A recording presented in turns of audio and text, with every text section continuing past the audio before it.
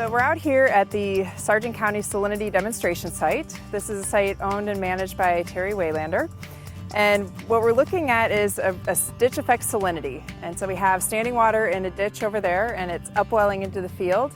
And those ditches were designed not to drain, so it makes it kind of a challenging field to manage.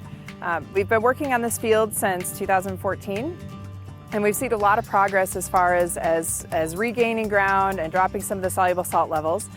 So what we'll do today is we'll take a look at the above ground and the vegetation that we're getting established, and then we'll take a look below ground and see what the soils look like here.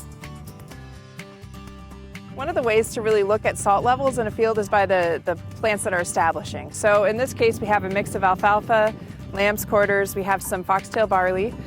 So we can see that the foxtail barley is filling in at a higher EC level or soluble salt level. It's a little bit more tolerant than some of the cover crop species that we have.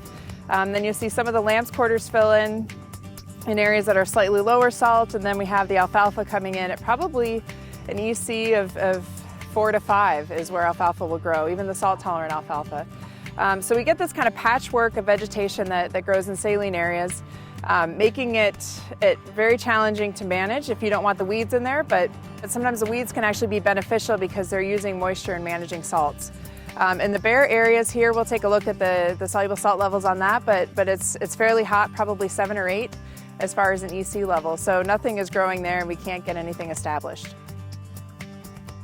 So like we took a look above ground to see what the vegetation was and how that's reflective of the salinity, let's take a look below ground in the soil pit.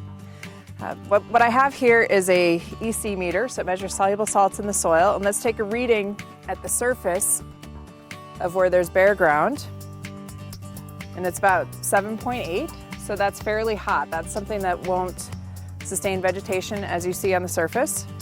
And then we'll take a look over here under where the alfalfa is, and we're down at 2.6. So that's a big difference in salinity levels, and that's pretty typical of what we find in saline areas in general, where you have an area that's fairly hot, and then within a foot it's actually a lower soluble salt level where you can get alfalfa established. What I always recommend to farmers is to use barley as an indicator for soluble salts. So before investing the money in alfalfa seed, that you would actually just come out and drill barley into this saline area. Then you would go in and put the alfalfa in those areas where the barley is established. And then you have a nice residue to plant into, and you have better management.